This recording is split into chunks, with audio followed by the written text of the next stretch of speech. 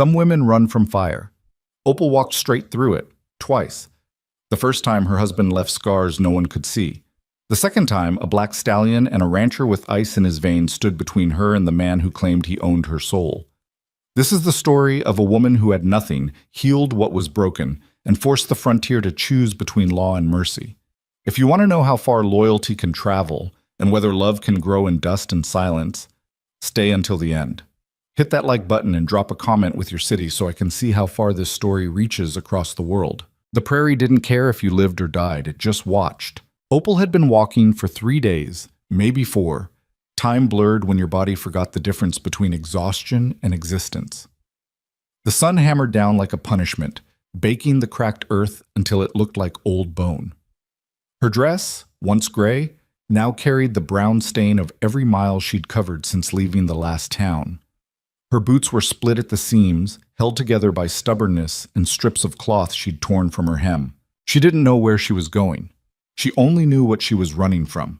Behind her, somewhere in the haze of dust and memory, was Silas. Silas Fowler, with his easy smile and his quick fists. Silas, who could charm a room full of strangers and then destroy her in the dark. Silas, who told her she was his and always would be, no matter how far she ran. She'd believed him for too long. Now she was just trying to stay alive long enough to prove him wrong.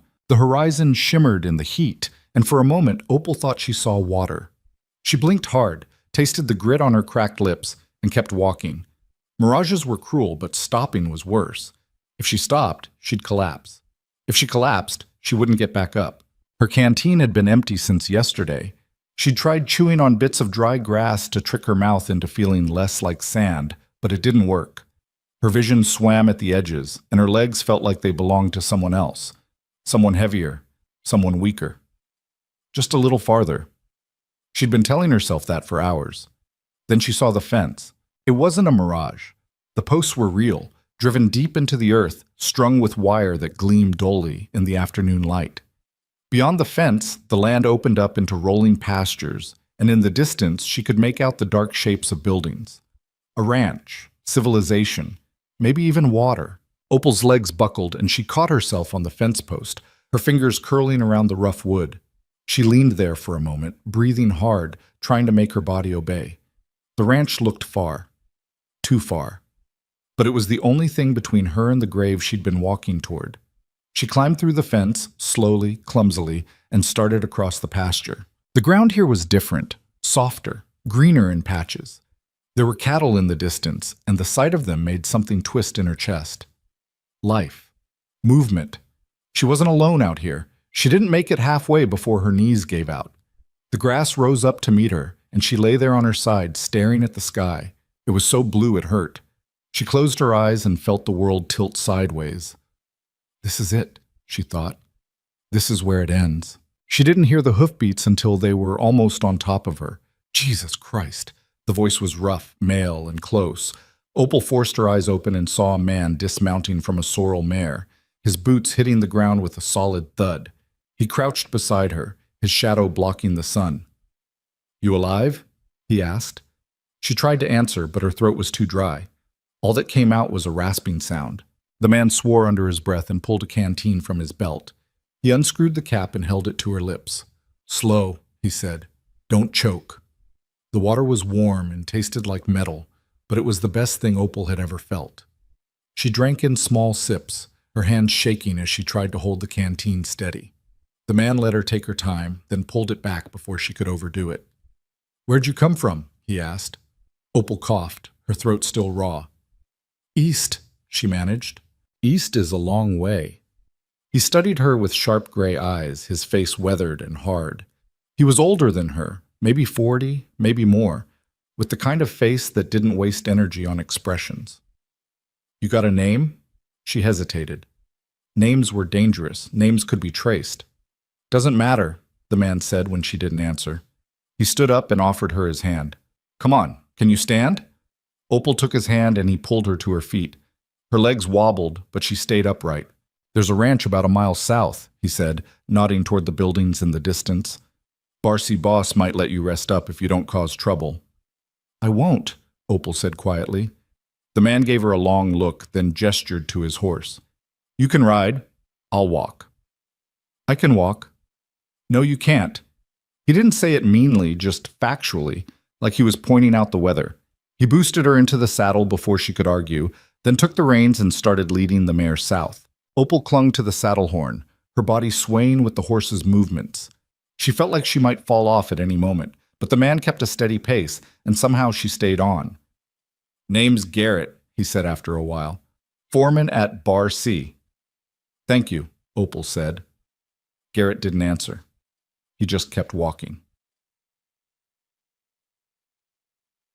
Bar C Ranch rose out of the prairie like something built to last. The main house was 2 stories, whitewashed wood with a wide porch that wrapped around the front.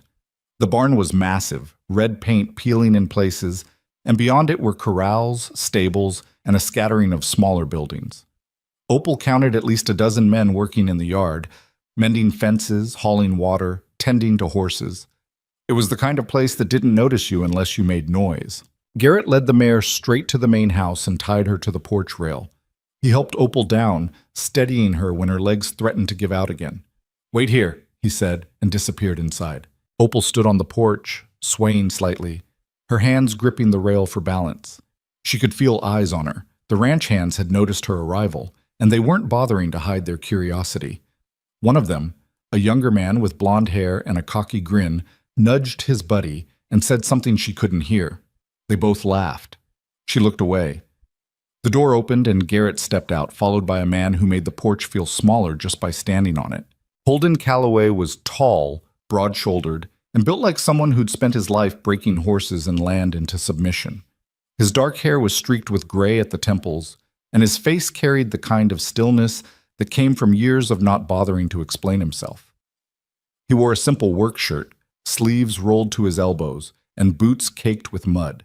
His eyes, pale blue, almost colorless, fixed on Opal with the intensity of someone evaluating livestock. Found her in the north pasture, Garrett said. Half dead. Calloway didn't respond. He just looked at Opal, his expression unreadable. I don't want trouble, Opal said quickly. Her voice sounded too small. I just need water, maybe some food. Then I'll go. You got a name? Calloway asked. His voice was low, flat, and entirely without warmth. Opal hesitated again, but this time she knew lying would only make things worse. Opal. Where are you from, Opal? East. That's not an answer. It's the only one I've got. Calloway's jaw tightened, but he didn't push. He glanced at Garrett. She dangerous? Doesn't look it, Garrett said. Doesn't mean she's not. Calloway's gaze returned to Opal. You running from the law? No. You running from a man? Opal's throat closed up. She didn't answer. Calloway's eyes narrowed slightly, and for the first time something shifted in his expression. Not sympathy. He didn't look like a man who wasted energy on sympathy, but something close to understanding. You can stay, he said finally. 3 days. You work for your keep, cleaning, cooking, whatever needs doing. After that, you move on. Thank you, Opal said, the words tumbling out before she could stop them. Calloway turned to Garrett, put her in the bunkhouse. Make sure the men know she's off limits. Garrett nodded. Yes, sir. Calloway gave Opal one last look, cold, assessing, final, and then walked back inside without another word. Garrett gestured for Opal to follow. Come on, Barshem. The bunkhouse was a long, low building with narrow beds lining the walls and a wood stove in the center. It smelled like sweat, tobacco, and old leather. Garrett led her to a corner bed at the far end, away from the others. You'll sleep here, he said. Meals are at sunrise, noon, and sunset. Don't be late. Don't steal. Don't cause problems. I won't.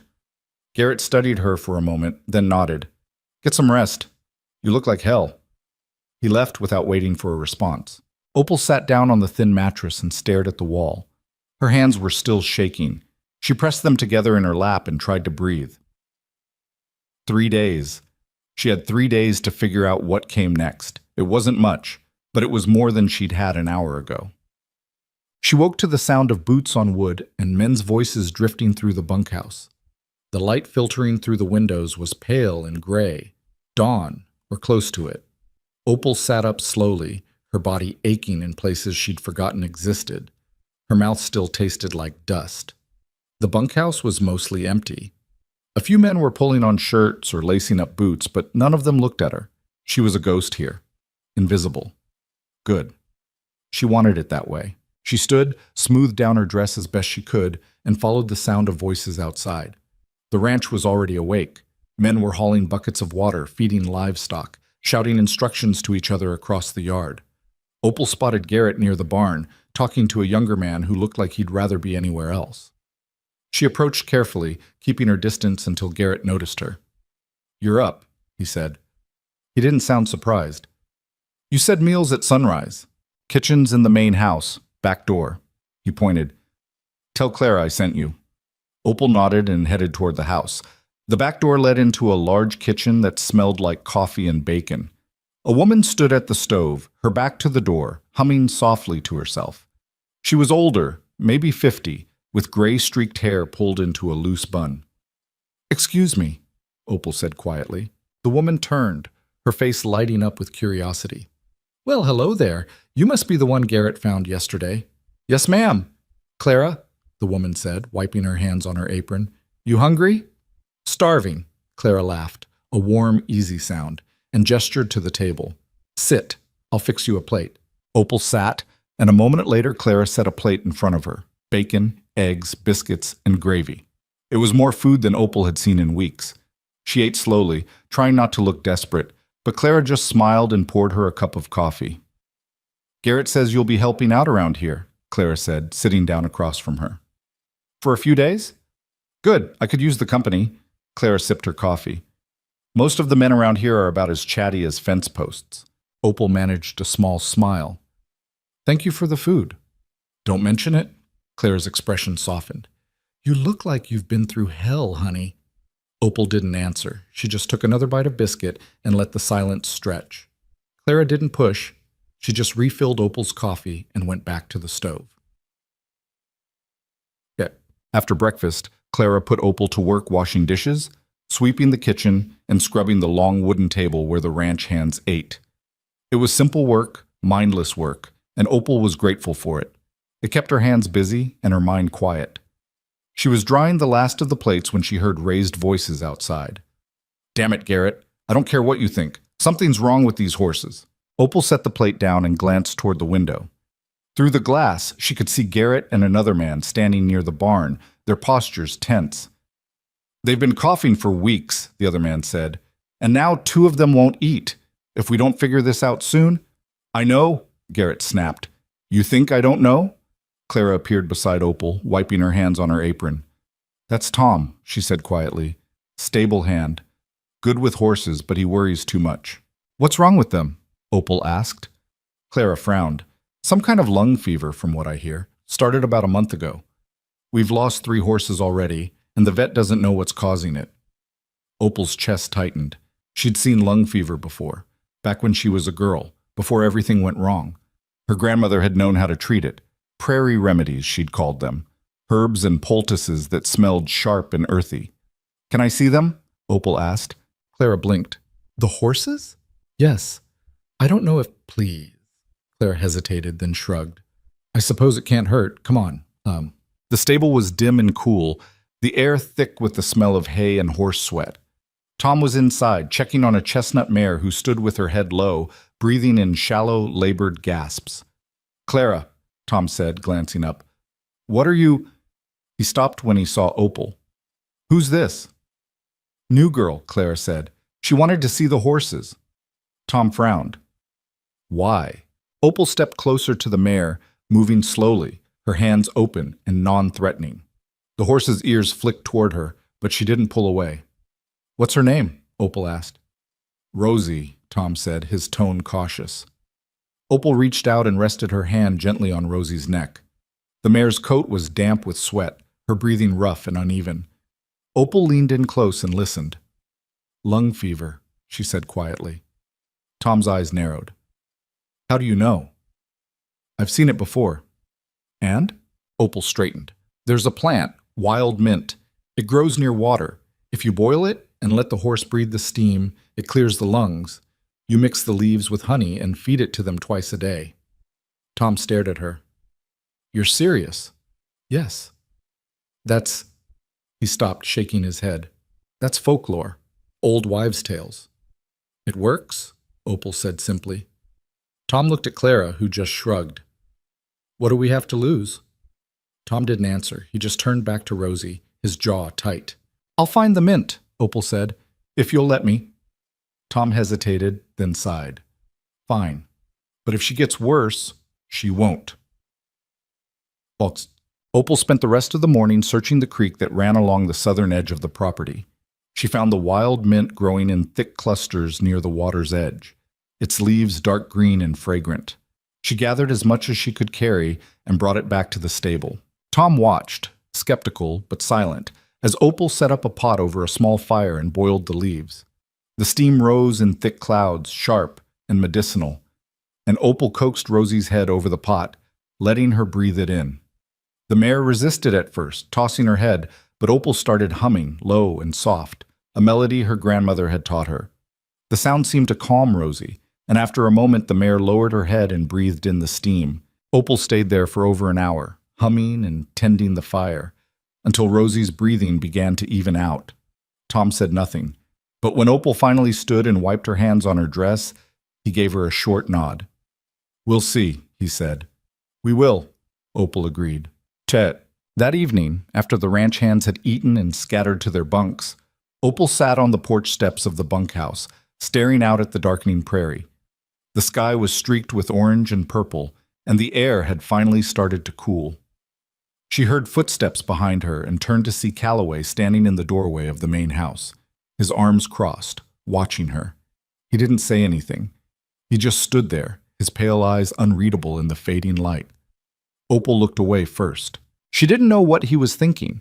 She didn't know if he'd heard about the horses or if he cared, but for the first time in a long time, she felt like maybe, just maybe, she wasn't completely invisible. The next morning, Tom found Opal in the kitchen and told her Rosie's cough had improved overnight. She's still weak, he said, but she's breathing easier. Opal nodded. Keep up the steam treatments and the honey mixture. Tom hesitated, then said, There are 2 other horses showing symptoms. Can you help them too? Yes. Tom's expression softened just a little. Thank you. Opal didn't know what to say to that, so she just nodded again and went back to scrubbing the floor. But as she worked, she felt something shift inside her, something small and fragile, like the first green shoot pushing through cracked earth. Maybe she wasn't just running anymore. Maybe she was building something, even if it was only for 3 days. By the 4th day, word had spread through Bar C Ranch that the drifter woman knew something about horses that the rest of them didn't. Opal hadn't asked for the attention. She'd kept her head down, done her work, and tended to the sick horses in the early mornings before most of the ranch hands were awake. But ranches were small worlds, and secrets didn't last long in small worlds. The men had started watching her, some with curiosity, others with suspicion, and a few with something that looked almost like resentment. She felt it most when she crossed the yard. Conversations would stop, eyes would follow. No one said anything directly to her, but she heard the whispers well enough. Who does she think she is? Probably lying about the whole thing. Bet those horses would have gotten better anyway. Opal didn't respond. She just kept walking. 3 more horses had fallen sick since Rosie's recovery, and Tom had asked her to treat them without waiting for permission from Calloway or Garrett. She'd done it quietly, slipping into the stable before dawn with her gathered mint and honey, humming to the horses while the ranch slept. 2 of them were already improving. The third, a gray gelding named Smoke, was still struggling, but his breathing had steadied enough that Tom thought he might make it. It wasn't magic. It wasn't even complicated. It was just something her grandmother had taught her a long time ago, back when Opal's life had been different, back when she'd believed the world could be kind if you knew the right words to say to it. She didn't believe that anymore. But the horses didn't care what she believed. They just needed help. Clara found her in the kitchen that afternoon, elbow deep in soapy water, scrubbing a cast-iron skillet that looked like it hadn't been properly cleaned in years. You're good at this, Clara said, leaning against the counter. At dishes? At making yourself useful, Clara smiled. Most people who show up here half dead don't last a week. You've been here 4 days and you're already running the stable. I'm not running anything. Tell that to Tom. Clara poured herself a cup of coffee. He hasn't stopped talking about you since Rosie got better. Says you've got a gift. Opal's hand stilled in the water. It's not a gift. It's just plants. Well, whatever it is, people are noticing. Clara's tone shifted, turning more careful. Garrett's noticing too, and Garrett doesn't like things he can't explain. Opal glanced up. What does that mean? It means be careful. Clara sipped her coffee. Garrett's a good man, but he doesn't trust easy, and right now he doesn't trust you. I haven't done anything wrong. I know that, but Garrett sees a stranger who showed up out of nowhere and started fixing things that nobody else could fix. That makes him nervous. Clara set her cup down. Just keep your head down. Don't give him a reason to make trouble. Opal nodded slowly and went back to scrubbing the skillet. Her hands were shaking again, just a little. She hated that they still did that. Clara watched her for a moment, then sighed. You planning to tell anyone where you came from? No. Figured. Clara didn't sound upset about it, just resigned. Well, for what it's worth, I don't care where you ran from. You're here now, and you're working hard. That's enough for me. Opal didn't know what to say to that, so she just nodded again. Clara left, and Opal finished the dishes in silence. Later that evening, as the sun dipped low and turned the sky the color of rust, Opal slipped out to the stable to check on Smoke. The gelding was standing now, his head no longer hanging low, and when Opal approached, he nickered softly and nudged her shoulder. You're getting stronger, she murmured, running her hand along his neck. Good boy. She was mixing another batch of the honey remedy when she heard footsteps behind her. She turned and found Holden Calloway standing in the doorway of the stable, his broad frame blocking most of the fading light. He didn't say anything at first. He just stood there, watching her with those pale, unreadable eyes. Opal straightened, her heart picking up speed. She'd barely seen him since that first day on the porch. He kept to himself, spending most of his time in the main house or out on the far edges of the property. The ranch hands talked about him like he was a force of nature, unpredictable, distant, impossible to read. Mr. Calloway, she said quietly. He stepped into the stable, his boots heavy on the dirt floor. Heard you've been treating the horses. Yes, sir. Tom says 3 of them are better. They are. Calloway moved closer, his gaze shifting to Smoke. The gelding watched him warily, but didn't back away. What are you giving them? Wild mint, honey, steam treatments. That it? That's it.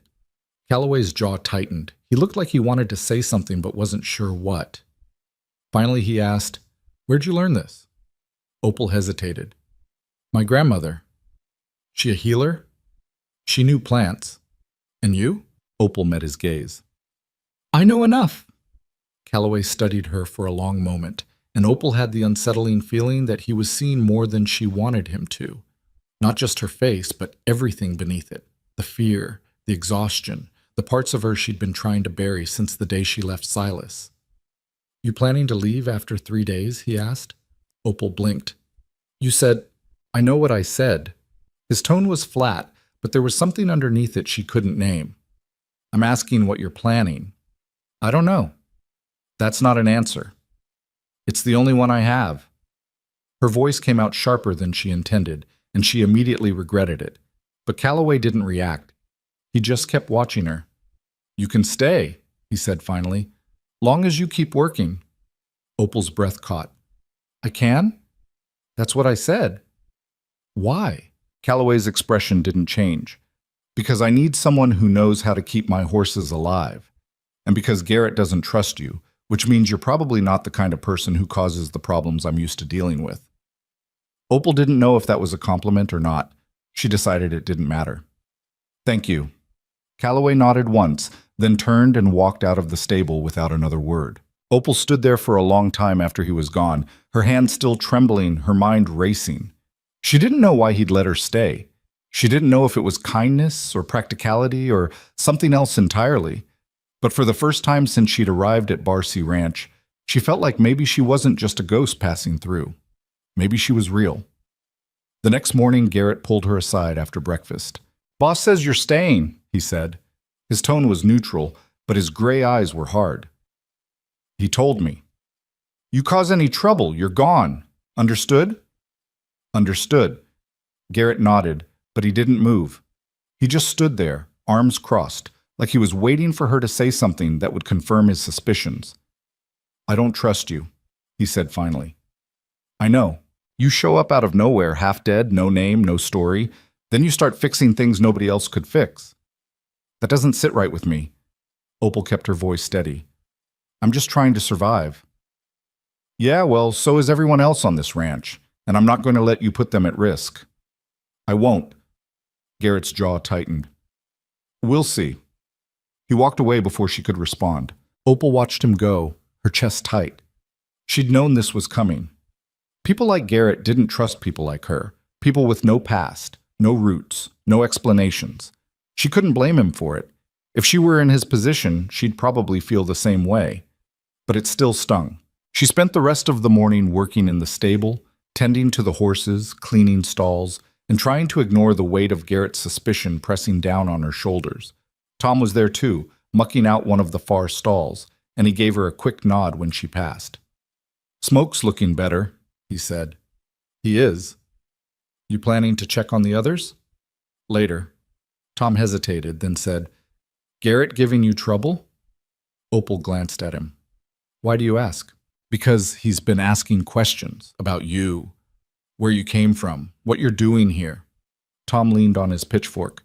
He doesn't like things he can't control. I'm not trying to control anything. I know that, but Garrett doesn't. Tom's expression softened. Just be careful. He's got the boss's ear, and if he decides you're a problem, you're gone. Opal nodded. I'll be careful. Tom went back to his work, and Opal moved on to the next stall. But his words stayed with her, circling in her mind like vultures. That afternoon, she was carrying a bucket of water across the yard when she heard shouting near the barn. She stopped, the bucket heavy in her hands, and watched as two ranch hands squared off in front of a small crowd. One of them, a wiry man with a patchy beard, jabbed a finger at the other, his face red with anger. You're full of it, Hank. That mare didn't throw a shoe. You just don't know how to ride. Hank, a stocky man with a thick neck, shoved him hard. Say that again. She didn't throw a shoe. Hank swung, and the first man ducked, then came back with a punch that caught Hank square in the jaw. The crowd erupted, some of them cheering, others shouting for them to stop. Opal set the bucket down and started backing away, but before she could slip out of sight, Garrett appeared, his voice cutting through the noise like a whip. Enough! The two men froze, both of them breathing hard. Garrett grabbed Hank by the collar and yanked him back, then shoved him toward the barn. Get out of here, both of you! The crowd dispersed, and Garrett stood there for a moment, his hands on his hips, his expression dark. Then his gaze landed on Opal. What are you looking at? He snapped. Nothing, Opal said quickly. She picked up the bucket and kept walking.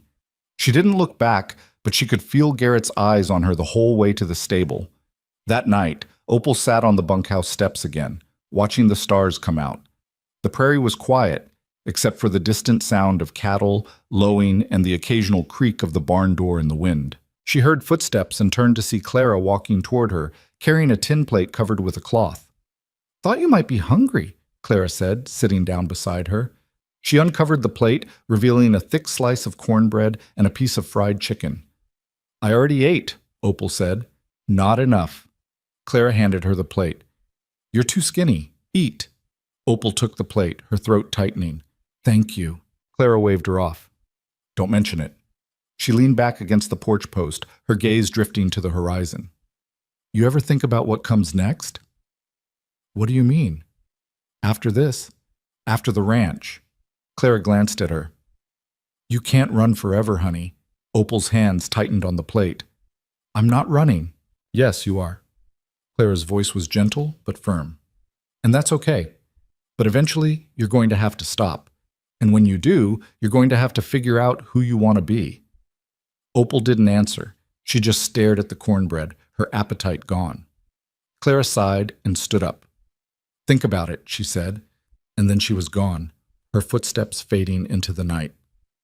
Opal sat there for a long time, the plate growing cold in her lap.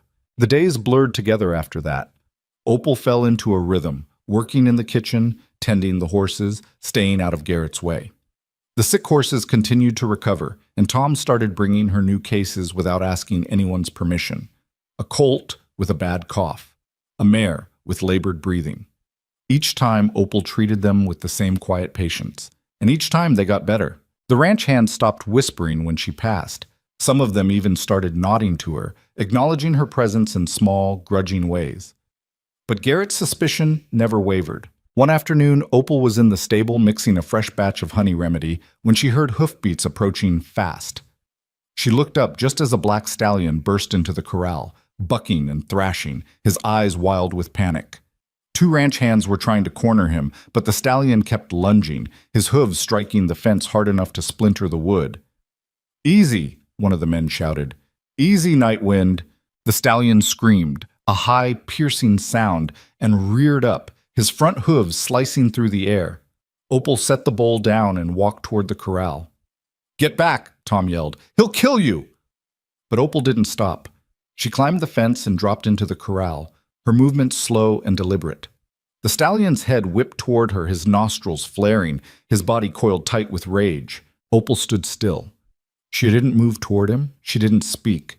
She just stood there, her hands at her sides, and started humming. The melody was soft, almost a whisper, the same one she'd used on Rosie.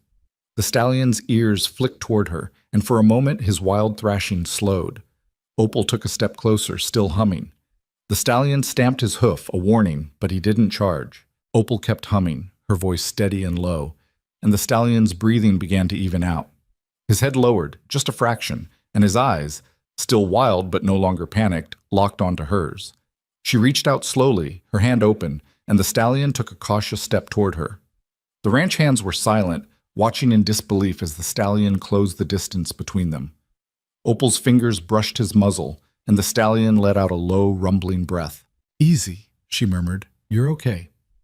The stallion stood there, his body still tense but no longer fighting, and Opal continued humming until his breathing matched hers. When she finally stepped back and climbed out of the corral, the yard was dead silent. Tom stared at her like she'd just walked through fire. "What the hell was that?" "I don't know," Opal said honestly. "That horse has put 3 men in the dirt," Tom said. "And you just—" He stopped, shaking his head. "I don't even know what you just did." Opal looked back at the stallion. Nightwind was standing in the center of the corral, watching her, his dark eyes calm. "Neither do I," she said quietly. By the time she turned around, she saw Holden Calloway standing at the edge of the yard, his arms crossed, his expression unreadable. He'd seen the whole thing. Opal's heart sank. She didn't know if that was good or bad, but as she walked past him, heading back to the stable, he said, "That was either the bravest thing I've ever seen or the dumbest." Opal stopped. "Which one do you think it was?" Calloway's pale eyes studied her for a long moment. "I haven't decided yet." Then he walked away, leaving Opal standing in the dust, her heart pounding in her chest. That night, she lay in her bunk, staring at the ceiling, unable to sleep. Her mind kept replaying the moment Nightwind had stepped toward her, the way his wild eyes had softened, the way his body had relaxed under the sound of her voice. She didn't understand it. She didn't understand any of it. But she knew one thing for certain: she wasn't invisible anymore. And that terrified her more than anything. The morning after the incident with Nightwind, Opal woke to find the bunkhouse empty and the sun already high. She'd overslept, something she hadn't done since arriving at Bar C. She dressed quickly and hurried to the kitchen, expecting Clara to scold her for missing breakfast. But Clara just smiled when she walked in. "Heard you had an exciting day yesterday." "It wasn't exciting, it was stupid." "That's not what everyone else is saying." Clara handed her a plate of cold biscuits and bacon. "Eat, then get to the stable. Tom's been looking for you." Opal ate quickly and headed out. The ranch was buzzing with activity, men hauling lumber, fixing fences, leading horses to pasture. But as she crossed the yard, she felt eyes on her again. This time, though, the looks were different, less suspicious, more curious. She found Tom in the stable, leaning against Nightwind's stall. The stallion was calm, standing in the shadows, his dark coat gleaming in the dim light. "He hasn't eaten," Tom said without preamble. "Won't let anyone near him except you." Opal frowned. "That doesn't make sense." "Nothing about yesterday made sense." Tom gestured to the stall. But he's yours now, apparently. He's not mine. Tell him that. Opal stepped closer to the stall, and Nightwind's head lifted immediately. His ears pricked forward, and he moved toward her, his movements slow and deliberate. She reached out, and the stallion pressed his nose into her palm. "See?" Tom said. "Yours." Opal didn't know what to say. She just stood there, stroking Nightwind's muzzle, feeling the warmth of his breath against her skin. "Why me?" she whispered. The stallion didn't answer. He just stood there, calm and steady, like he'd been waiting for her all along.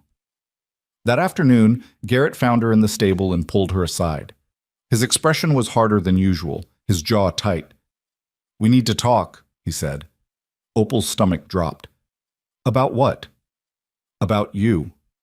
Garrett crossed his arms. "People are talking, saying you've got some kind of gift, that you can calm horses nobody else can touch." "It's not a gift." "Then what is it?" "I don't know." Garrett's eyes narrowed. "You expect me to believe that?" "I don't care what you believe." Opal's voice came out sharper than she intended. "I'm just trying to help." "Help," Garrett repeated, his tone dripping with skepticism. "Right. And where were you before you showed up here? What were you running from?" Opal's chest tightened. "That's none of your business." "It is if it puts this ranch at risk." "I'm not putting anyone at risk." "You don't know that." Garrett stepped closer, his voice low and cold. "You could be a thief, a liar, someone's wife running from the law, and the boss is letting you stay because you can calm a damn horse. That's not good enough for me." Opal met his gaze, her hands trembling. "I'm not a thief. I'm not running from the law, and I'm not anyone's wife." "Then what are you?" "I'm nobody," Opal said quietly. "I'm just trying to survive." Garrett stared at her for a long moment, then shook his head. "I don't believe you." He walked away, and Opal stood there, her heart pounding, her hands shaking so hard she had to press them against her sides to make them stop. That evening, as the sun dipped below the horizon and the prairie turned gold, Opal sat on the porch steps of the bunkhouse, trying to calm the storm inside her chest. She heard footsteps and looked up to see Holden Calloway walking toward her. He didn't say anything at first. He just sat down beside her, his long legs stretched out in front of him, his hands resting on his knees. They sat in silence for a while, watching the sky change colors. "Garrett thinks you're trouble," Calloway said finally. Opal didn't look at him. "I know. He's not wrong to be suspicious." "I know that too." Calloway was quiet for another moment. Then he said, "But I don't think you're trouble."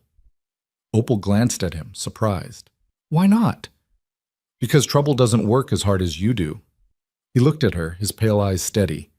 "Trouble doesn't fix things. It breaks them." Opal didn't know what to say to that. She just looked down at her hands.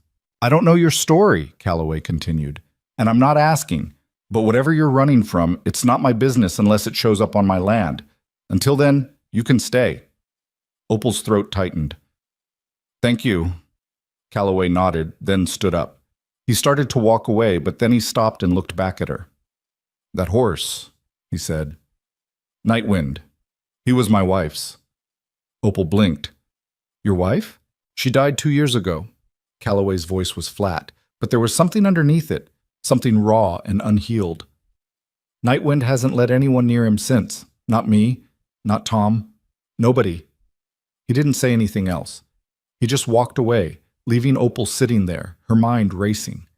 She thought about the stallion's wild eyes, the way he'd calmed under her voice, the way he'd pressed his nose into her palm like he'd been searching for something he'd lost. And she thought about Calloway, standing at the edge of the yard, watching her with those unreadable eyes.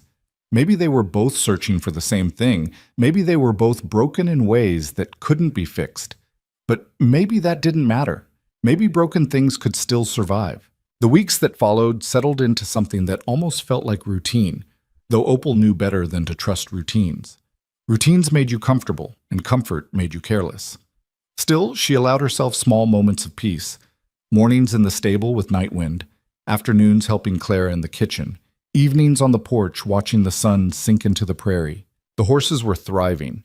Every animal she'd treated had recovered fully, and word had spread beyond Barcy Ranch. Neighboring ranchers started showing up at the gate, asking if the woman who knew plants could look at their sick livestock. Calloway turned most of them away, but a few he let through, and Opal treated their animals without asking for payment. She didn't want money. She just wanted to be useful enough to stay. Garrett still watched her like a hawk circling prey, but he'd stopped confronting her directly. Instead, he asked questions, casual, probing questions that felt like traps. Where did she grow up? Did she have family? Had she ever been married?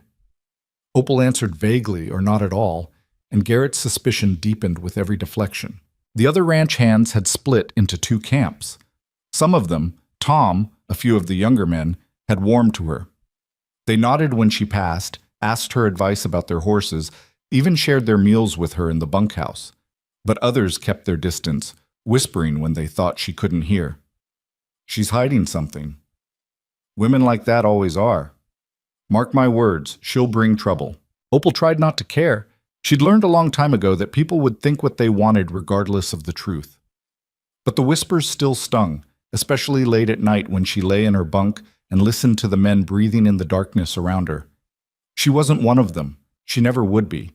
But Nightwind didn't care about any of that. The black stallion had become her shadow. Every morning, he'd be waiting at the stable door, his dark eyes tracking her movements as she went about her work.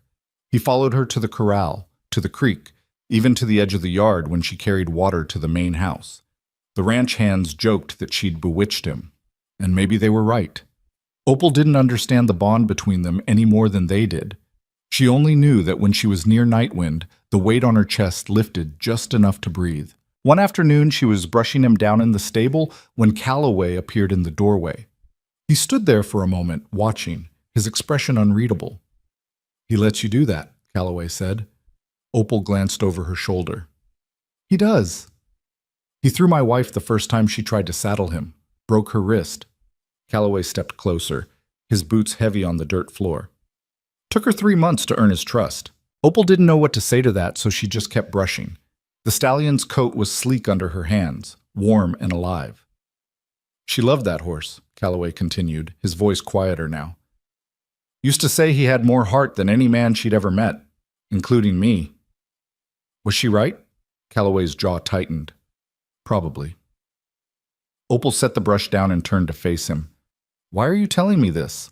"Because I want to know why he trusts you." Calloway's pale eyes searched her face. "My wife spent months with that horse. You walked into a corral and he calmed down in minutes. That's not normal." "I don't know why," Opal said honestly. "I just did what felt right. That's not an answer." "It's the only one I have."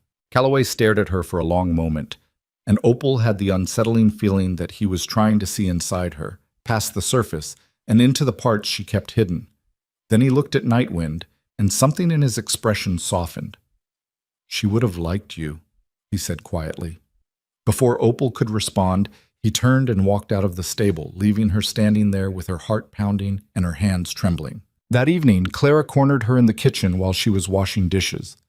"You and the boss are getting awfully friendly," Clara said, her tone light but her eyes sharp. "We're not friendly," Opal said quickly. "He doesn't talk to anyone the way he talks to you." "He barely talks to me at all." "Exactly." Clara dried a plate and set it aside. "Holden Calloway doesn't waste words. If he's talking to you, it means something." Opal didn't know what to say to that. She scrubbed harder at the pot in her hands, focusing on the rhythm of the work. "He's been alone for 2 years," Clara continued, "ever since Margaret died. Hasn't looked at another woman. Hasn't even smiled, far as I can tell. But then you show up, and suddenly he's standing in stables and sitting on porches and watching you like you're something he's trying to figure out." "He's not watching me," Opal said, but her voice came out weak. "Yes, he is." Clara's expression softened. "And I'm not saying it's a bad thing. I'm just saying be careful. Holden's a good man, but he's carrying a lot of weight, and you're carrying your own." Opal's hands stilled in the water. "I'm not looking for anything." "I know that, but sometimes things find us anyway." Clara left, and Opal stood there alone, staring at her reflection in the soapy water. The next morning, everything changed. Opal was in the stable, mixing a fresh batch of remedy for one of the mares, when she heard shouting from the yard. She set the bowl down and stepped outside, squinting against the bright sunlight. A wagon had pulled up in front of the main house, and a man was climbing down from the driver's seat. He was tall, broad-shouldered, and dressed in a fine coat that looked out of place on the dusty prairie. His hair was dark and slicked back, and his smile was wide and charming. Opal's blood turned to ice. Silas. She stumbled backward, her heart hammering in her chest, and ducked behind the corner of the stable. Her breath came in short, shallow gasps, and her vision blurred at the edges. No, no, no, no. He'd found her. She pressed her back against the rough wood and tried to think, but her mind was a mess of panic and fear. She couldn't run. There was nowhere to go. The prairie stretched out in every direction, open and exposed, and Silas had a wagon. He'd catch her before she made it a mile. She heard his voice, smooth, confident, loud enough to carry across the yard. "Good morning. I'm looking for the owner of this fine establishment." Opal's stomach twisted. That voice. She knew that voice better than her own. It had whispered promises in her ear and screamed curses at her back. It had told her she was worthless and that she'd never survive without him. She heard Calloway's voice, low and cautious. "That'd be me, Holden Calloway." "Mr. Calloway, a pleasure." Silas's tone was dripping with false warmth. "My name is Silas Fowler. I'm looking for my wife. I was told she might have passed through here." Opal's knees gave out and she sank to the ground, her hands shaking so hard she had to press them against the dirt to steady herself. "I haven't seen anyone matching that description," Calloway said. "Are you certain? She's a small woman, dark hair, likely traveling alone. She's been missing for over a month now, and I'm terribly worried about her." "I said I haven't seen her." There was a pause, and then Silas's voice turned sharper. "Mr. Calloway, I don't mean to be rude, but I have reason to believe she's here. A traveler in the last town said he saw a woman fitting her description heading this way." Then the traveler was mistaken. "I don't think he was." Silas's tone had lost all pretense of friendliness. "My wife is unwell, Mr. Calloway. She suffers from delusions. She ran away during one of her episodes, and I've been searching for her ever since. If she's here, I need to take her home where she can be cared for properly." Opal wanted to scream. Delusions. Unwell. He was lying, spinning a story that made her sound like a lunatic, and him like a devoted husband, and people would believe him. They always did. "I don't have your wife," Calloway said, his voice hard now. "And I'd appreciate it if you'd leave my property." "I'm not leaving without her." "Yes, you are." Opal heard footsteps, and then Silas's voice again, louder this time. "I have legal documents, Mr. Calloway, a marriage certificate, a statement from our local sheriff confirming her condition. If you're harboring her, you're breaking the law." "Show me the documents." There was a rustling sound, and Opal's chest tightened. He had papers. Of course he had papers. Silas was always prepared, always 2 steps ahead. She couldn't stay hidden. If Calloway saw those papers, he'd have no choice but to hand her over. The law was on Silas's side, and Calloway was a man who followed the law. She had to run. But before she could move, she heard another voice, Garrett's. "Boss, there's a woman in the stable, matches his description." Opal's heart stopped. No. Garrett had seen her, and now he was telling Silas. She forced herself to stand, her legs shaking, and stepped out from behind the stable. Every pair of eyes in the yard turned to her. Silas's face lit up with a smile that didn't reach his eyes. "Opal, thank heavens." He started toward her, and Opal took a step back, her body moving on instinct. "Stay away from me," she said, her voice barely audible. "Darling, you're not well." Silas's tone was soft, soothing, the same voice he used when he wanted something from her. "You've been through so much. Let me take you home." "I'm not going anywhere with you." Silas stopped a few feet away, his smile faltering. "Opal, please. You're scaring these good people. You need help." "I don't need anything from you." "She's clearly confused," Silas said, turning to Calloway. "As I explained, she's not in her right mind. I need to take her home before she hurts herself." Calloway's gaze shifted to Opal, and for a moment she saw something flicker in his pale eyes. Doubt, maybe. Or hesitation. "Is he your husband?" Calloway asked her. Opal's throat closed up. She wanted to lie, to scream, to tell him everything. But all she could do was nod. Calloway's jaw tightened. He looked at Silas, then back at her. "And you don't want to go with him?" "No." "She doesn't know what she wants," Silas said smoothly. "That's why I'm here, to take care of her." She seems pretty clear to me, Calloway said. With all due respect, Mr. Calloway, this is a private matter between a man and his wife. I have the legal right to take her home. Calloway didn't respond. He just stood there, his arms crossed, his expression unreadable. Opal felt the ground shifting beneath her. This was it. This was where it ended. Calloway couldn't help her, even if he wanted to. The law was clear. A wife belonged to her husband, no matter what.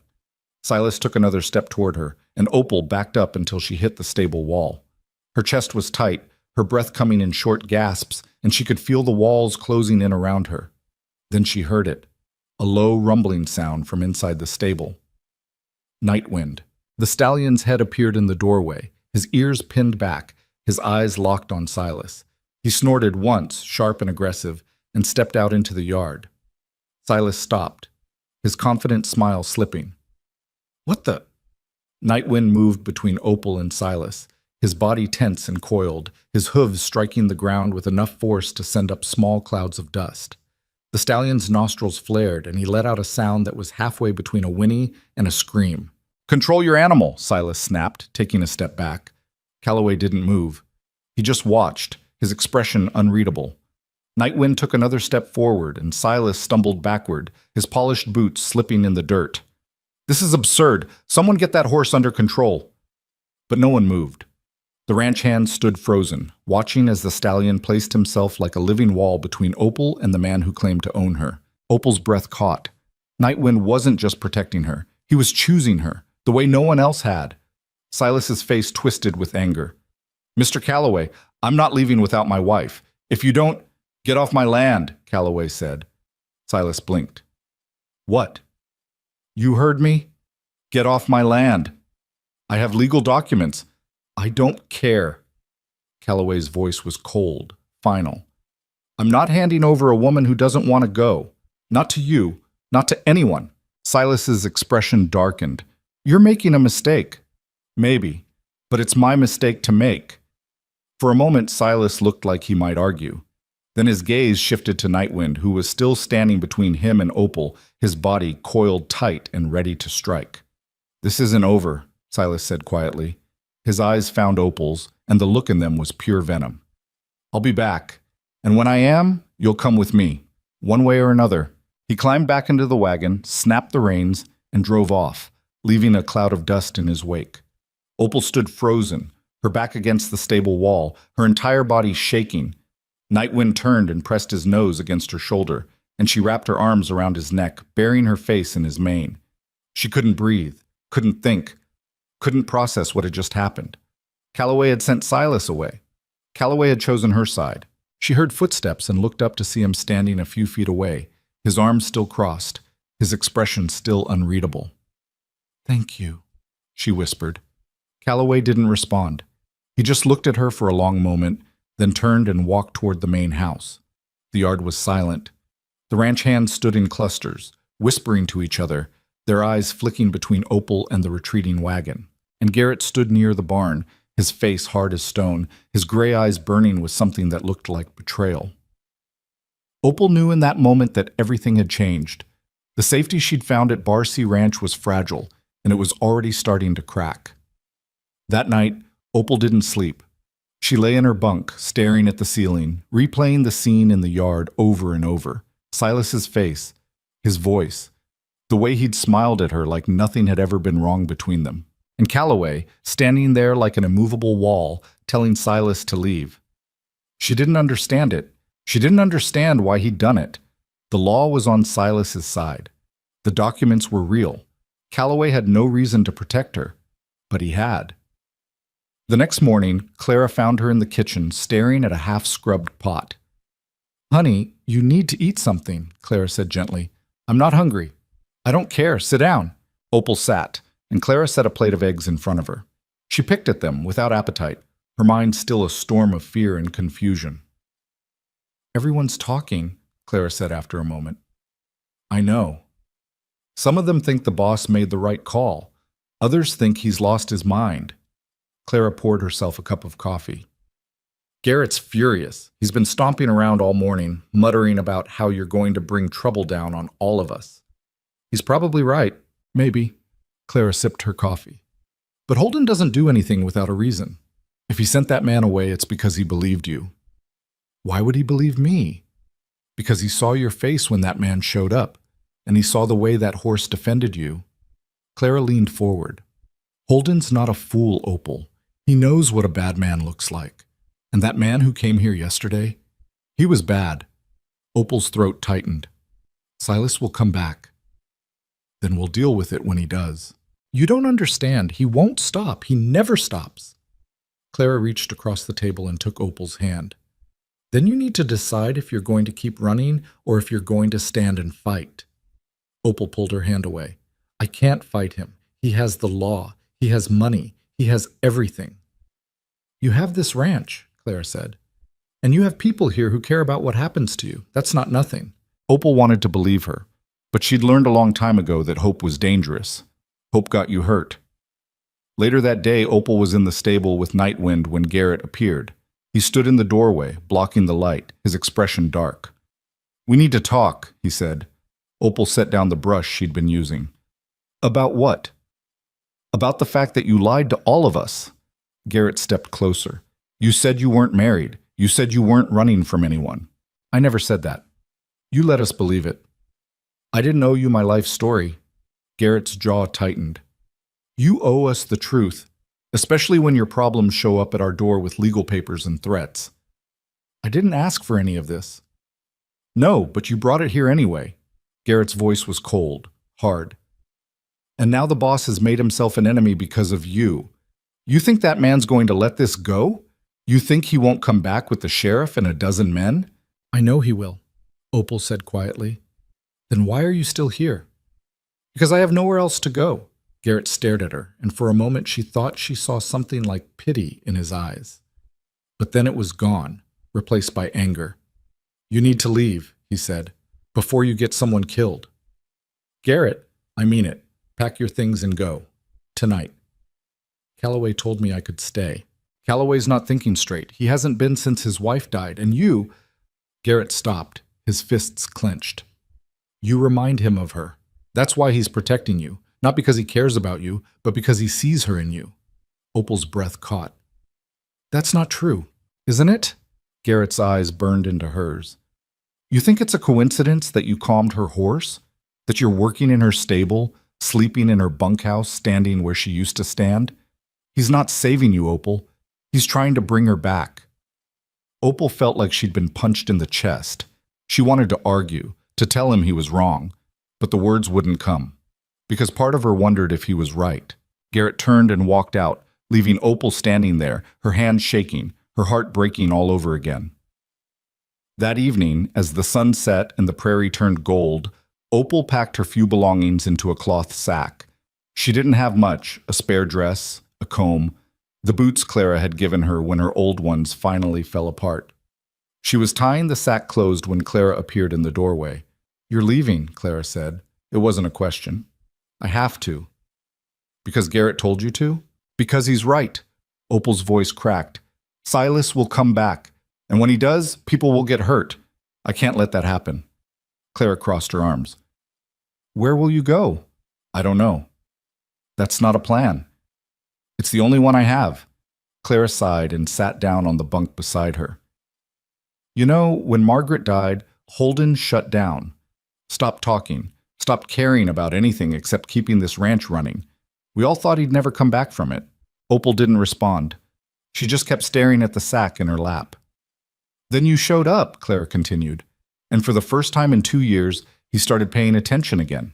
Not just to the ranch, but to people. To you. Garrett says I remind him of her. Maybe you do. Clara's voice was gentle. But that doesn't mean he's wrong to care about you. And it doesn't mean you should leave. I don't have a choice. Yes, you do. Clara stood up. You can stay. You can fight. You can stop letting that man control your life. Opal shook her head. You don't understand. I understand perfectly. Clara's tone turned sharp. I understand that you're scared, and I understand that running feels safer than standing still. But you've been running for so long, honey, that you've forgotten what it's like to have a home. Opal's eyes burned. This isn't my home. It could be, if you let it. Clara left, and Opal sat there alone, the sack clutched in her hands, tears streaming down her face. She waited until the ranch was quiet, until the lights in the bunkhouse had all gone out, and then she slipped outside. The moon was bright, casting long shadows across the yard, and the air was cool against her skin. She was halfway to the gate when she heard footsteps behind her. She turned and saw Calloway standing there, his hands in his pockets, his expression unreadable. "Where are you going?" he asked. Opal's throat tightened. "Away. Because of what happened yesterday. Because of what's going to happen next." Calloway was quiet for a moment. Then he said, "You think leaving will keep us safe?" "I know it will." "You're wrong." Calloway stepped closer. "That man will come back whether you're here or not. And when he does, he'll cause trouble because I sent him away. Your leaving won't change that. Then I'll make it worse by staying." "Maybe." Calloway's pale eyes searched her face. "Or maybe you'll make it better." Opal shook her head. "I don't understand you." "I don't understand you either." Calloway's voice was low, rough. "I don't understand why you showed up half dead and started fixing everything around you. I don't understand why my wife's horse trusts you when he won't trust anyone else. And I don't understand why I'm standing here asking you to stay when every logical part of me knows you're right." Opal's breath caught. "Then why are you?" Calloway didn't answer right away. He just stood there looking at her, and for the first time since she'd met him, she saw something in his expression that wasn't cold or distant or unreadable. It was loneliness, raw, bone-deep, aching loneliness. "Because I'm tired of losing things," he said finally. Opal felt something break inside her chest. She wanted to tell him she wasn't his to lose, that she didn't belong to anyone, not anymore. But the words wouldn't come. Instead, she just stood there, clutching her sack, tears streaming down her face, and let the silence stretch between them. Finally, Calloway said, "If you want to leave, I won't stop you. But if you stay, I'll do everything I can to keep you safe. That's a promise." He turned and walked back toward the main house, leaving Opal standing alone in the moonlight. She looked down at the sack in her hands. Then she looked at the gate, dark and open, leading out into the prairie. She thought about Silas, about the law, about everything that could go wrong. And then she thought about Nightwind, about Clara, about the way Calloway had stood between her and Silas without hesitation. She thought about what it felt like to be seen, to be protected, to matter. Slowly, she turned and walked back toward the bunkhouse. She didn't know if she was making the right choice, but for the first time in her life, it felt like her choice to make.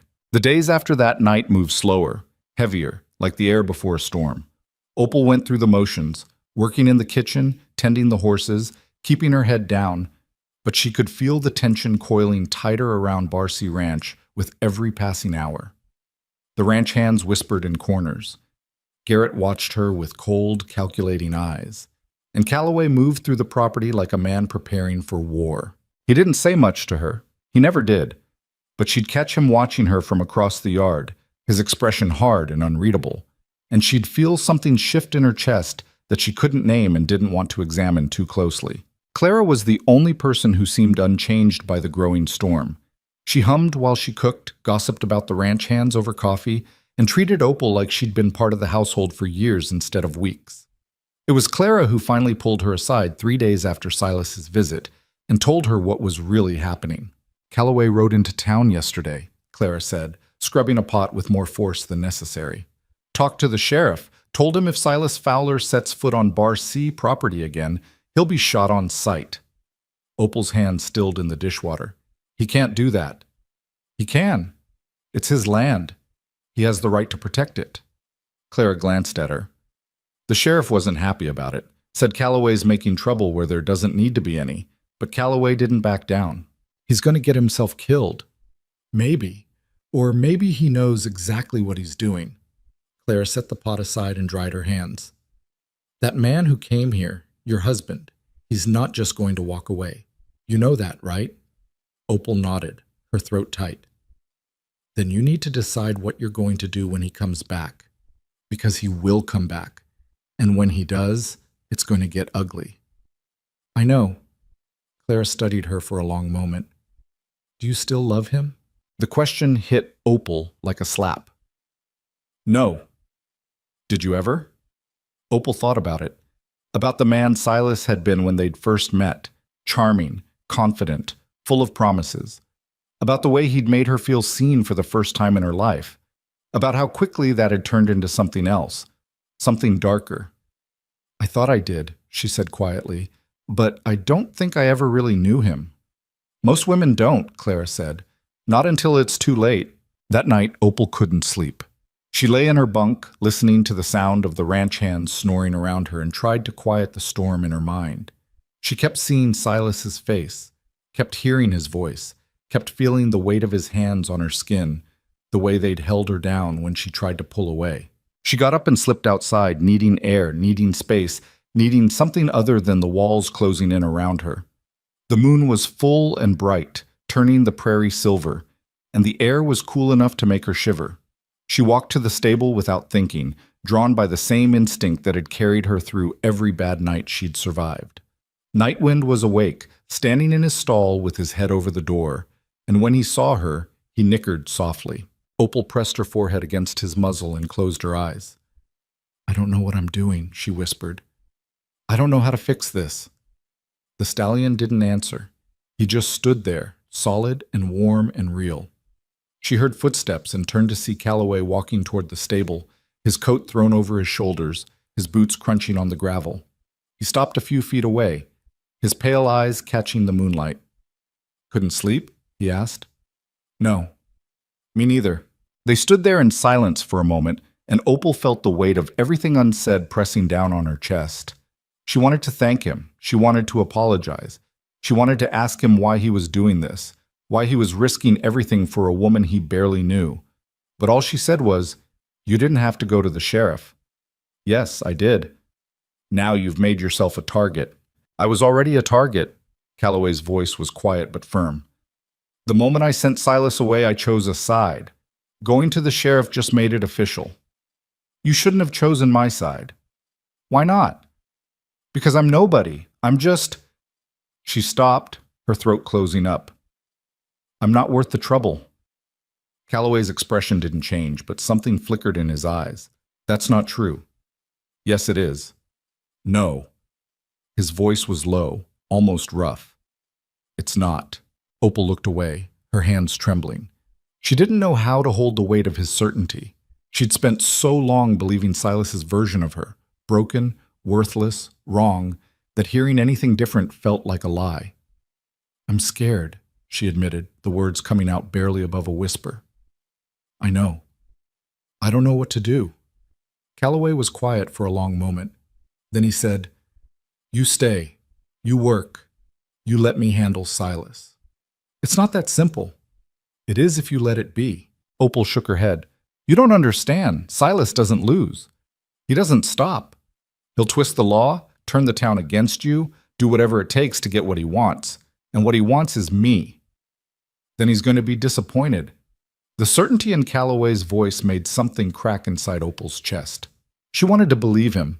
She wanted to believe that staying was possible, that safety was real, that someone like her could have a life that didn't involve running. But belief was dangerous, and hope was worse. Why are you doing this? She asked, her voice breaking. Calloway didn't answer right away. He just stood there, his gaze fixed on the horizon, his jaw tight. When he finally spoke, his voice was so quiet she almost didn't hear him.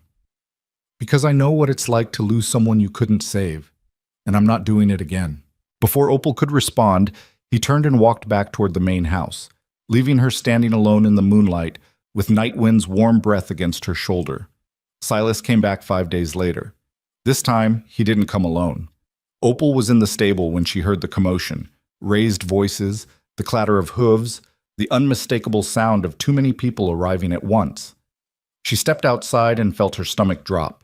There were 8 men on horseback in the yard, and Silas was at the front, sitting tall in the saddle with a smug smile on his face. Beside him was a man wearing a sheriff's badge, his expression tired and annoyed. The other men looked like hired hands, rough and mean, the kind who'd do anything for the right price. Calloway was already standing on the porch, his arms crossed, his face carved from stone.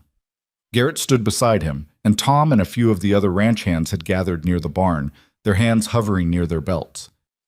"Mr. Calloway," the sheriff said, dismounting, "we need to talk."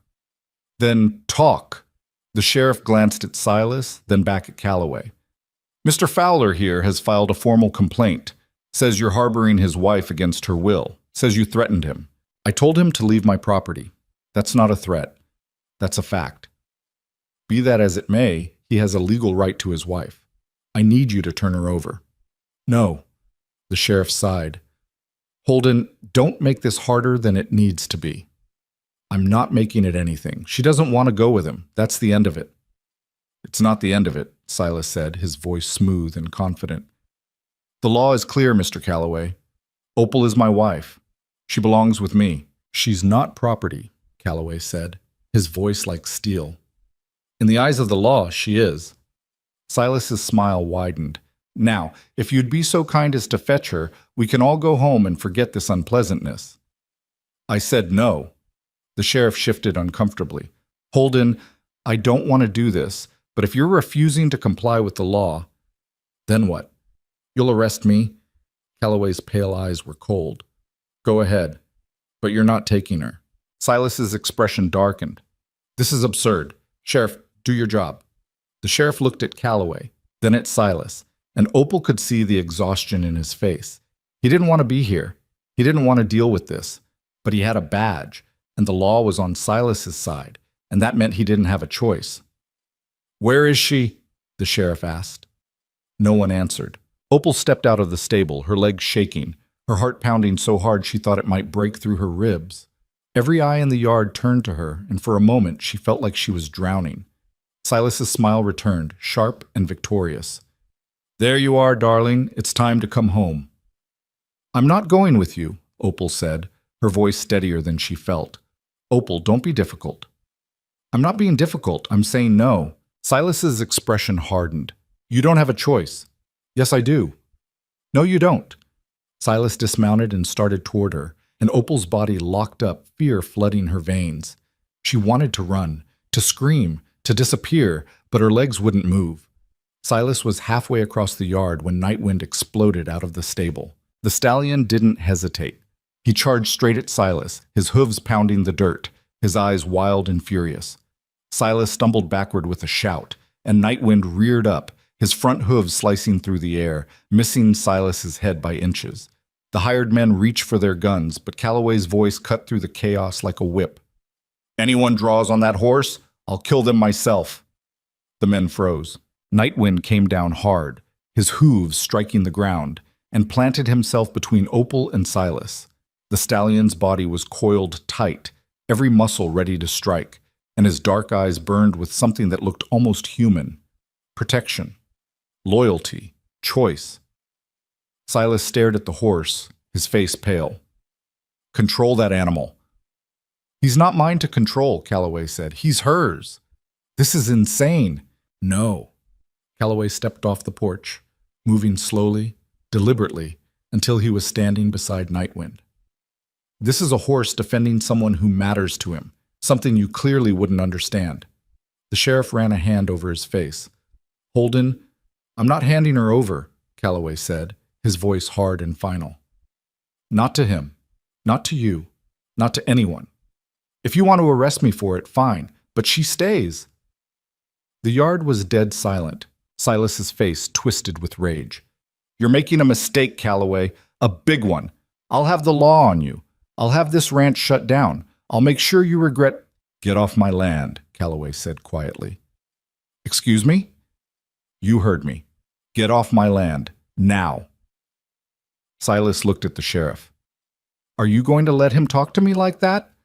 The sheriff looked tired. "Holden, I can't just—" "Yes, you can." Calloway's gaze didn't waver. "You can get back on your horse, take these men, and leave. Because if you try to take her by force, there will be blood. And I promise you, it won't be hers." The sheriff stared at him for a long moment. Then he looked at Opal, at Nightwind, at the ranch hands standing near the barn with their hands on their belts. He sighed. "This isn't over, Holden." "I know." The sheriff mounted his horse. "Mr. Fowler, we need to go." "Absolutely not." Silas's voice was shaking with fury. "That woman is mine. I have every right. Not today, you don't, Sean. The sheriff's tone was firm. Get on your horse. We're leaving. Silas stared at Opal, his eyes burning with a hatred so pure it made her flinch. This isn't over, he said quietly. You think you can hide behind him? You think that horse is going to protect you forever? You're wrong. I'll be back. And when I am, you'll pay for this. He climbed back onto his horse, jerked the reins, and rode out of the yard, the other men following behind him. The sheriff lingered for a moment, his expression grim. Watch yourself, Holden, he said. That man's not going to let this go. I know. The sheriff nodded once, then turned and followed Silas down the road. The yard was silent. Opal stood there, her legs shaking so badly she thought she might collapse. Nightwind turned and pressed his nose against her shoulder, and she wrapped her arms around his neck, holding on like he was the only solid thing in a world that had just tilted sideways. Calloway walked over to her, his boots crunching on the gravel. You all right? Opal couldn't answer. She just shook her head. Come on. Calloway's voice was gentler than she'd ever heard it.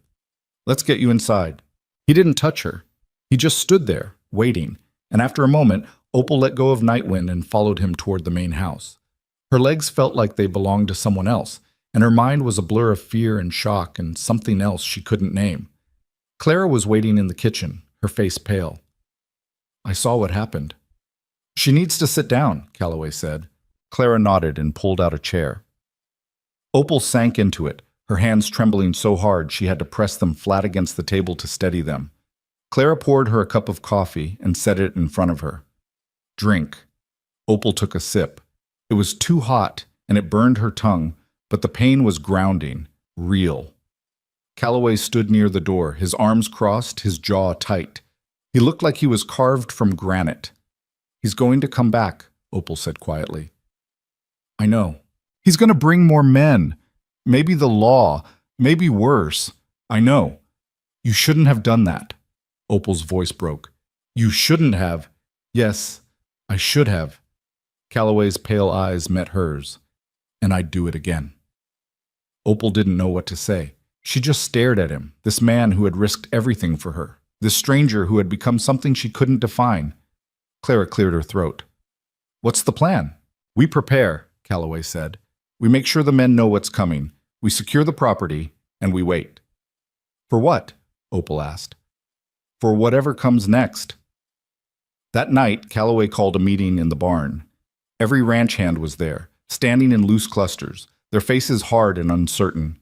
Garrett stood off to the side, his arms crossed, his expression dark. Calloway didn't waste time. You all saw what happened today. Silas Fowler's going to come back. And when he does, it's going to get messy. I'm not asking any of you to fight. If you want to leave, you can. No hard feelings. But if you stay, you need to know what you're staying for. We're staying for you, boss, Tom said. A few of the other men nodded. No, Calloway said. You're staying because it's the right thing to do. That woman out there, she's done nothing but help this ranch. She's healed horses we thought were dying. She's worked harder than half of you without complaint, and now she's being hunted by a man who thinks he owns her. If we let him take her, we're no better than he is. There was a murmur of agreement, but not everyone looked convinced. Garrett stepped forward. With all due respect, boss, this isn't our fight. It is now, Calloway said. Why? Because you decided it is. Garrett's voice was sharp. You're putting all of us at risk for one woman, a woman we don't even know. I know her well enough, Calloway said. Do you? Garrett's eyes narrowed.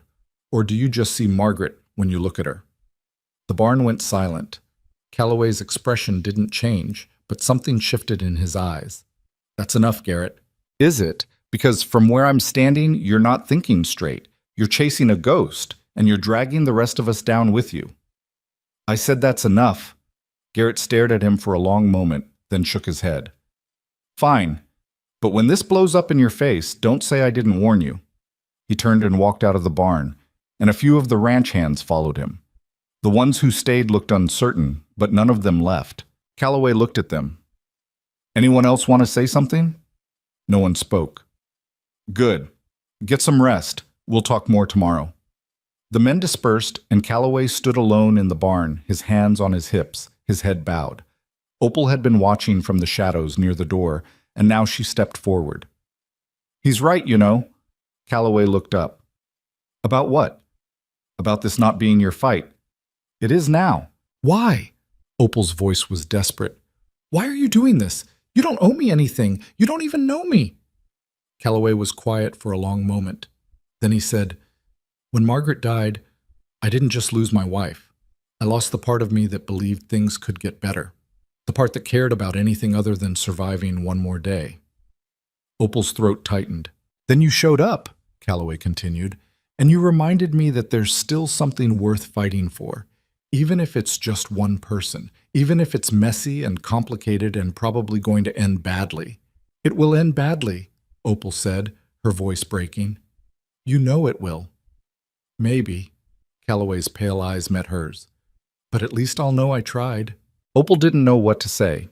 She just stood there, tears streaming down her face, and for the first time since she could remember, she let herself believe that maybe, just maybe, she wasn't alone. The days that followed were tense. The ranch hands worked in shifts, keeping watch, preparing for trouble that felt inevitable. Garrett kept his distance, and the few men who'd left with him didn't come back. But the ones who stayed were loyal, and they worked without complaint. Opal threw herself into the work, tending horses, helping Clara, doing anything she could to feel useful. She couldn't fight, she couldn't protect anyone, but she could make herself necessary. She could make sure that if things went bad, at least she'd earned her place. Late one afternoon, she was in the stable with Nightwind when Calloway appeared.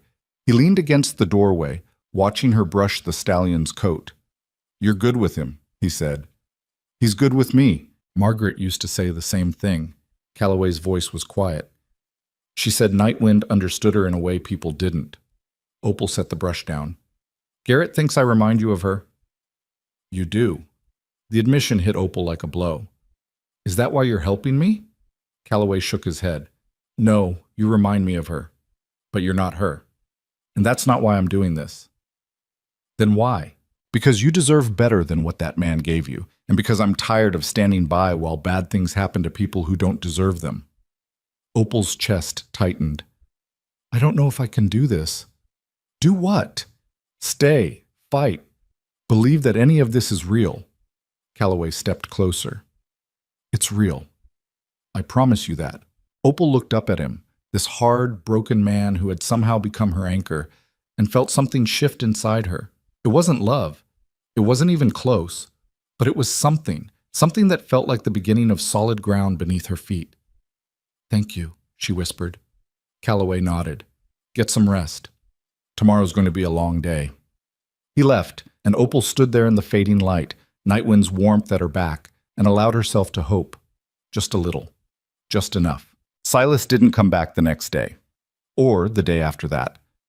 A week passed, then two, and with each quiet morning, the tension at Bar C Ranch coiled tighter instead of loosening. The waiting was worse than the confrontation had been.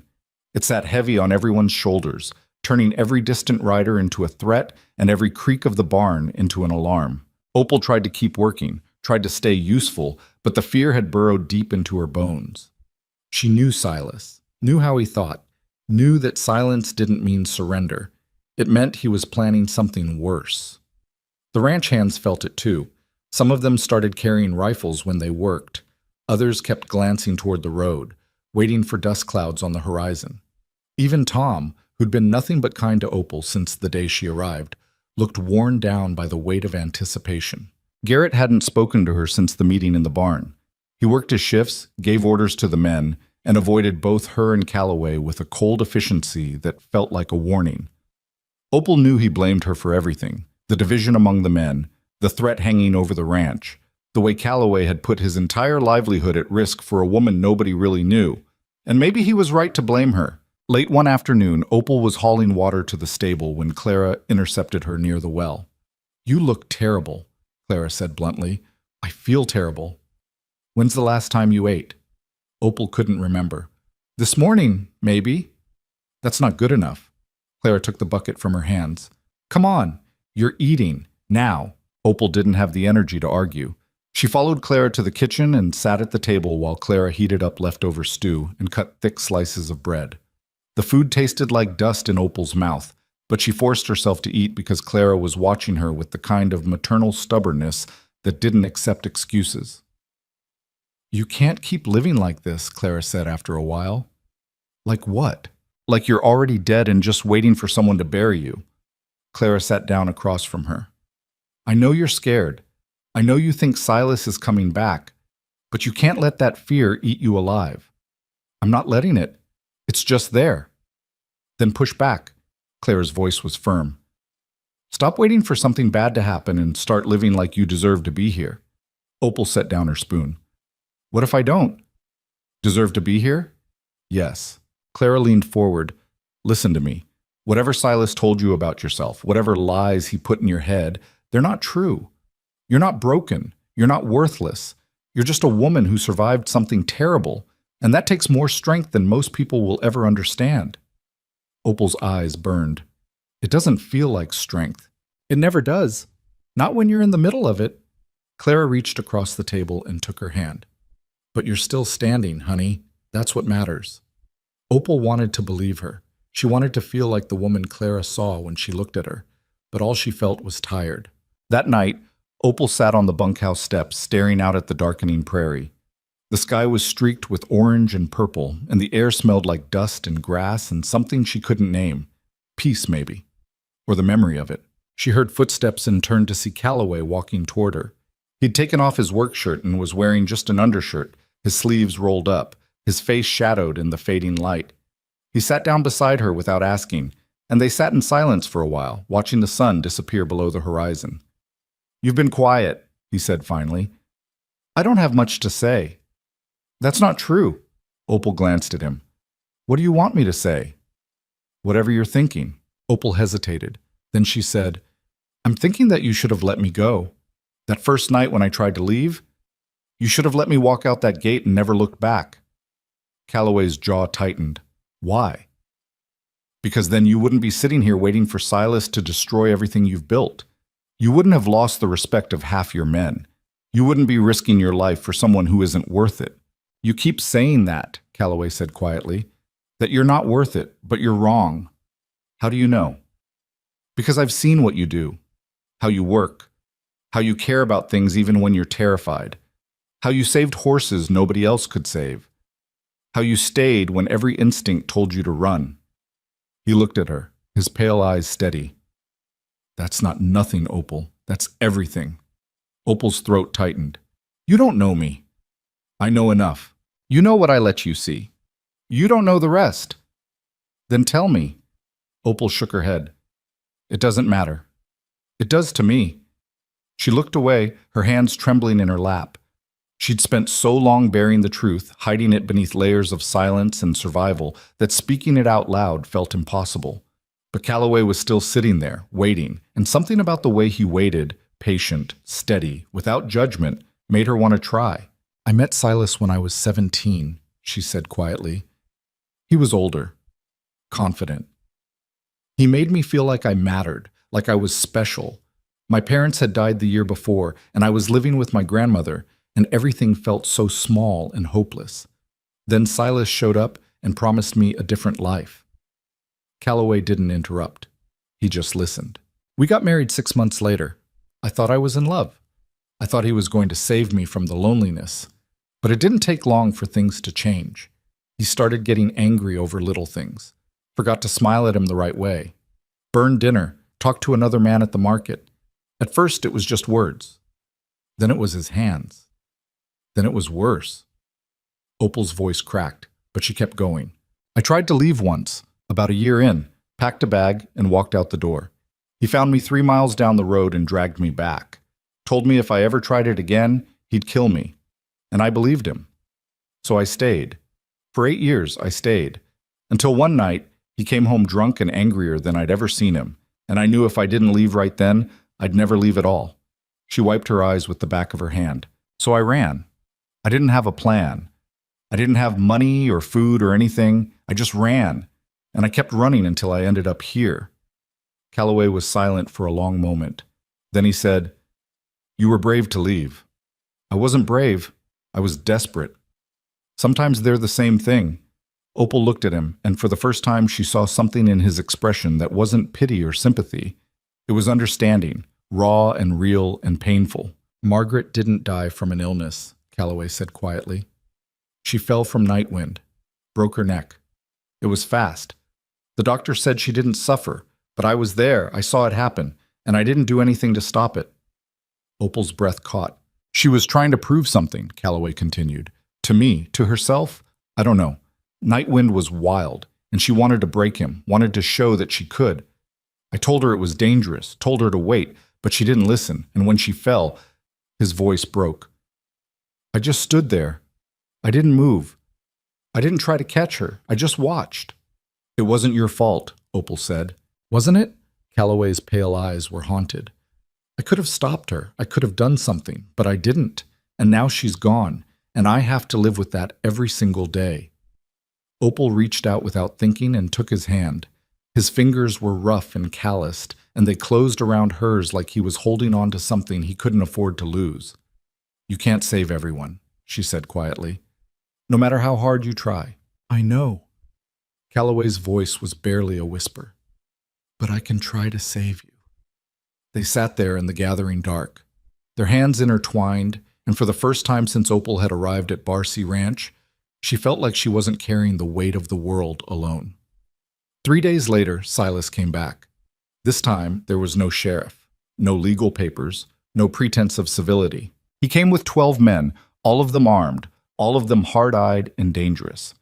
They rode onto Barcy property just after dawn, their horses kicking up clouds of dust, and by the time Calloway made it out of the main house, they were already surrounding the yard.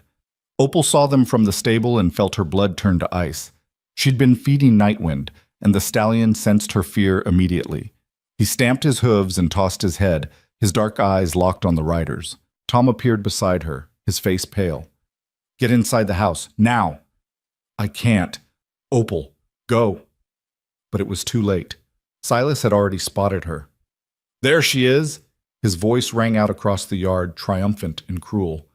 My dear wife, come here, Opal. It's time to go home. Opal's legs locked. She couldn't move, couldn't breathe. Calloway stepped off the porch, his rifle in his hands, his expression carved from stone. I told you what would happen if you came back. And I told you I'd be back anyway. Silas dismounted, his men following suit. They spread out across the yard, forming a loose circle. You can't stop me, Calloway. The law's on my side, the town's on my side. And you're just one man with a dying ranch and a few loyal fools. Leave, now. Or what? You'll shoot me? Silas laughed. Go ahead, try it. See what happens when you murder a man in front of 12 witnesses. Calloway didn't lower the rifle. I'm giving you one chance to walk away. I'm not walking away. I'm taking what's mine. Silas started toward Opal, and everything happened at once. Nightwind exploded out of the stable, his scream piercing the air. He charged straight at Silas, his hooves pounding the dirt, and Silas stumbled backward with a shout. The hired men reached for their guns, and Calloway fired a shot into the air. Next one goes through someone's chest, Calloway's voice cut through the chaos. Lower your weapons. The men hesitated, and in that moment, Garrett appeared from the barn, flanked by Tom and 5 other ranch hands. They were all armed, and they spread out behind Calloway, forming a line. Garrett caught Calloway's eye and gave a short nod. Silas looked around, his confidence faltering. You're outnumbered. No, Calloway said. You are. More men emerged from the bunkhouse, the stable, the far corral. Ranch hands Opal had never spoken to, men who'd kept their distance, men who'd whispered about her in corners. They came, one by one, and stood beside Calloway. Not for him. For her. Silas's face twisted with rage.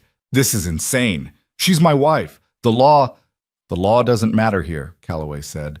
This is my land, and on my land she's free. Silas looked at Opal, his eyes burning with hatred. You think this is over? You think hiding behind these men makes you safe? Opal stepped forward, her legs shaking but her voice steady. I'm not hiding. I'm standing, and I'm telling you to leave. You don't get to tell me anything. Yes, I do. Opal's hands trembled, but she didn't look away. I'm not your wife anymore. I'm not your property. I'm not anything to you, and I'm done running. Silas took a step toward her, and Nightwind moved between them, his body coiled and ready. The stallion's eyes were wild, and his hooves struck the ground like a warning. Call off your horse, Silas snarled. He's not mine to call off. He makes his own choices. Opal's voice didn't waver. Just like I do. For a moment, Silas looked like he might charge forward anyway. Then he looked at the ranch hands, at their rifles, at Calloway's unwavering gaze, and something in him broke. Fine, he said, his voice shaking with fury. Keep her, but don't think this is the end. I'll ruin you, Calloway. I'll make sure everyone knows you're a man who breaks the law and harbors thieves. You'll lose everything. Maybe, Calloway said, but at least I'll still have my soul. Silas stared at him, then turned and mounted his horse. His men followed, their faces hard and resentful, and they rode out of the yard without another word. The silence that followed was deafening. Opal stood there, her legs shaking so hard she thought she might collapse. Nightwind pressed his nose against her shoulder, and she wrapped her arms around his neck, holding on for dear life.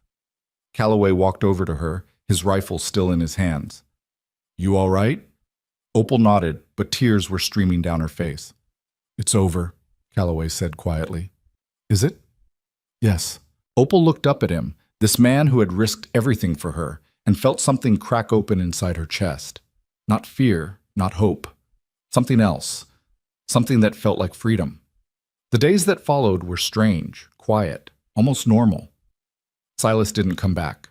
The sheriff didn't show up with arrest warrants. The town gossip swirled for a while, stories about the standoff, about Calloway's defiance, about the woman who'd caused all the trouble, but eventually it faded. Garrett came to Opal a week later, his expression guarded. I owe you an apology. Opal blinked. For what? For not trusting you, for thinking you'd bring ruin to this place. He hesitated. You didn't. You made it stronger. I didn't do anything. You stayed. Garrett's voice was gruff. That took guts. He walked away before she could respond, and Opal stood there, stunned. That evening, Calloway found her in the stable. Nightwind was grazing in the corral, and Opal was leaning against the fence, watching him. He's looking good, Calloway said. He is. They stood in silence for a while. Then Calloway said, I've been thinking. About what? About the future. About this ranch. About you. Opal's heart picked up speed. What about me? Calloway pulled a folded piece of paper from his pocket and handed it to her. This is a land deed for the 40 acres on the east side of the property. It's yours. Opal stared at the paper, her hands trembling. I don't understand. You need something that's yours, something nobody can take away. This land, it's in your name. You can build on it, farm it, do whatever you want with it. It's yours. Calloway, I can't. Yes, you can. His pale eyes were steady. You're not running anymore, Opal. You're building a life, and this is the foundation. Opal's throat closed up. She looked at the deed, at the sprawling prairie beyond the fence, at Nightwind grazing in the golden light. Why are you doing this? She whispered. Because you deserve a choice. A real one. Not just survival, not just safety, but a life that's yours. Opal folded the deed carefully and held it against her chest. Thank you. Calloway nodded. Then he said, There's one more thing. What? I want you to stay, not just on the land, but here, at Bar C, with me. Opal's breath caught. With you? Yes. Calloway's voice was quiet but firm. Not because I need you, not because you owe me, but because I think we could build something good together, something real. Opal looked at him, this hard, broken man who had somehow become her home, and felt tears streaming down her face. I don't know how to do this, she said. Neither do I, but we'll figure it out. Opal nodded, and Calloway reached out and took her hand. They stood there together, watching the sun set over the prairie, and for the first time in her life, Opal felt like she was exactly where she was supposed to be. Spring came slowly to the frontier, but when it arrived, it transformed everything. The prairie turned green, wildflowers bloomed in impossible colors, and the horses ran free across the open land, their coats gleaming in the sunlight. Bar C Ranch thrived. The horses were healthy, the cattle were strong, and the men worked with a renewed sense of purpose. Garrett had taken on more responsibility, and the tension between him and Calloway had softened into something that looked almost like respect. Opal built a small house on her 40 acres, with Calloway's help and the help of the ranch hands who'd stood beside her that day in the yard. It wasn't fancy, just 4 walls, a roof, and a fireplace. But it was hers. The first thing she'd ever owned that couldn't be taken away. She still worked at the ranch, still tended the horses, still spent most of her time with Nightwind. But now, when the day was done, she had a place to go that was hers alone. Calloway visited often. They'd sit on her porch and watch the sunset, talking about the ranch, about the horses, about everything and nothing. They didn't rush. They didn't push. They just existed together, 2 people learning how to be whole again. One evening, as they sat side by side, Calloway said, "Do you ever think about him?" "Silas?" "Yes." Opal thought about it. "Sometimes, but not the way I used to. I used to think about him every second of every day. His voice, his hands, his anger. It was like he was still there, even when he wasn't. And now? Now he's just a memory, a bad one, but just a memory." Calloway nodded. "Good." They sat in silence for a while. Then Opal said, "Do you think about her?" "Margaret?" "Yes, every day." Calloway's voice was quiet. "But it doesn't hurt the way it used to. It's more like—" He paused, searching for the words. "Like she's part of the land now, part of everything good here." Opal reached over and took his hand. "I think she'd be glad you're moving forward." "I hope so." They sat together until the stars came out, and when Calloway finally stood to leave, he leaned down and kissed her forehead.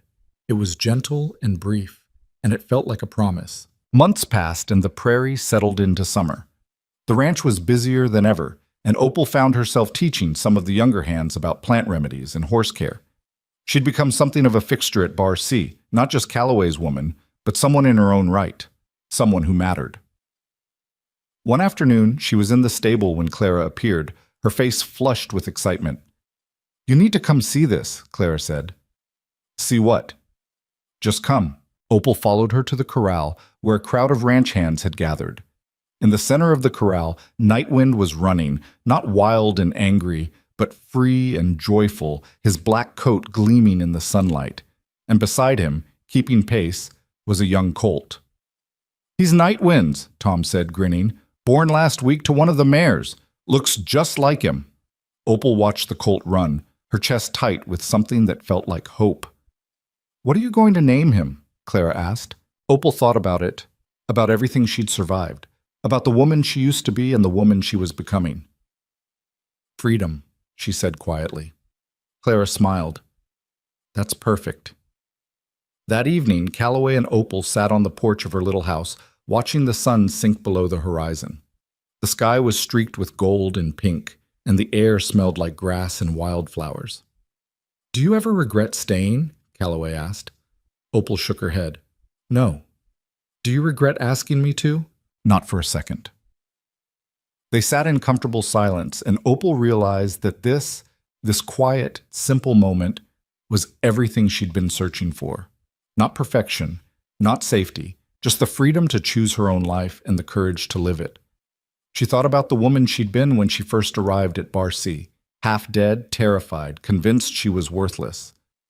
And she thought about the woman she was now, scarred but standing, broken but healing, free. The journey hadn't been smooth. It had been messy and painful and full of moments where she'd wanted to give up. But she hadn't. She'd kept going, one step at a time, until she'd found something worth staying for. And that, she realized, was the lesson buried in all the pain. That freedom wasn't something someone gave you. It was something you fought for, clawed for, bled for.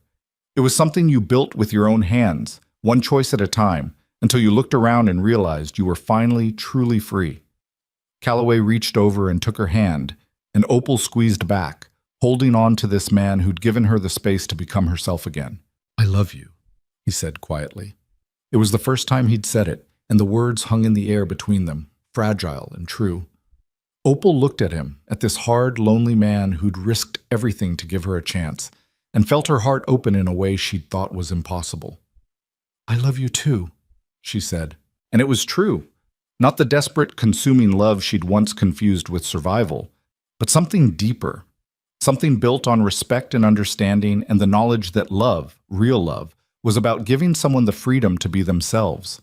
They sat together as the stars came out, two broken people who'd found a way to heal, and Opal knew that whatever came next, she'd face it standing tall, because she wasn't running anymore.